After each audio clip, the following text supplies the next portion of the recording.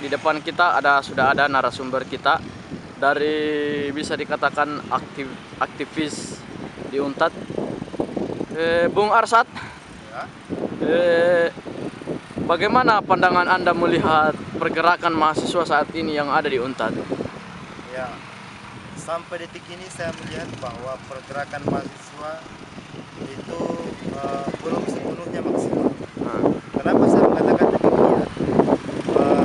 Kita di Orde Lama, di Orde Baru, mahasiswa itu adalah pelopor dari sebuah pergerakan.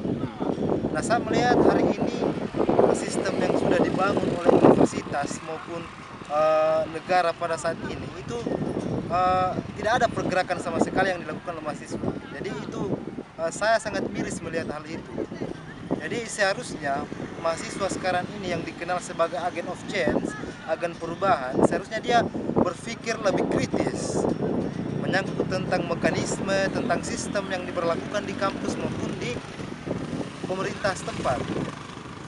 jadi diharuskan demo mahasiswa saat ini atau bagaimana? Bukan dalam artian mau demo, bukan, tapi paling tidak ada inisiatif yang bisa diambil oleh sebagian mahasiswa untuk bagaimana mempublikasikan proses pembelajaran terhadap mekanisme yang ada.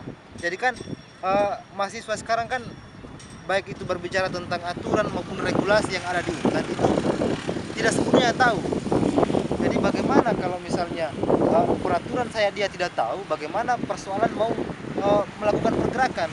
Jadi inisiatif-inisiatif seperti itulah. Jadi hal-hal yang bisa kita ambil adalah bagaimana kita mulai dari hal-hal yang kecil, hal-hal yang paling sederhana, kemudian meranjak kepada hal-hal yang lebih besar, bukan malah terbalik. Jadi saya pikir seperti itu pergerakan mahasiswa hari ini. Iya, iya, iya. Apakah ada kaitannya dengan perkembangan teknologi saat ini? Ya, sangat ada perkembangan. Melihat teknologi yang begitu maju, melihat teknologi yang begitu modern saat ini, seharusnya mahasiswa itu beradaptasi dengan situasi hari ini. Jangan malah mengurung diri, mengurung pemikiran mahasiswa hari ini dalam hal untuk proses belajar. Jadi kan banyak mahasiswa yang saya lihat bahwa dia cuman sepintas melihat tentang sesuatu, tentang teknologi, tapi dia tidak mau mendalami. Jadi begitulah proses mahasiswa sekarang. Iya, iya, iya. Jadi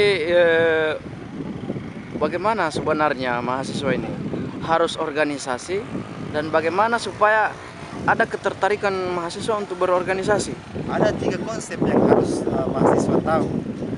Jadi ketika mahasiswa itu dikatakan sukses, ketika dia sukses berorganisasi, sukses di akademisi, kemudian sukses di perusahaan.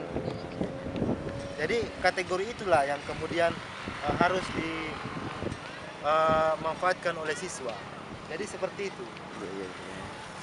Jadi bukan hanya mau berorganisasi, tapi paling tidak dia mampu mengaktualkan apa yang ada di pikirannya, kemudian dilakukan di mekanisme-mekanisme yang sudah ada.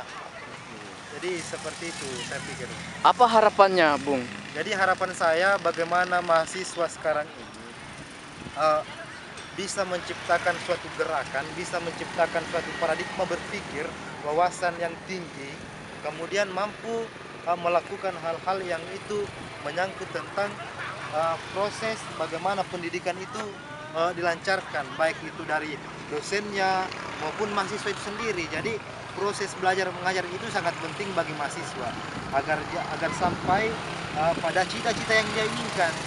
Jadi bagaimana mahasiswa mau mendapatkan cita-cita kalau misalnya dia belajar saya tidak mau. Jadi kan banyak sekarang mahasiswa yang baca buku saya ini tidak mau, bukan tidak mau, bahkan tidak mau. Dia hanya sebagian mengambil 3K, kos, kampus, kampung. Jadi jangan seperti itu. Jadi harapan saya budaya-budaya yang seperti itu dihilangkan.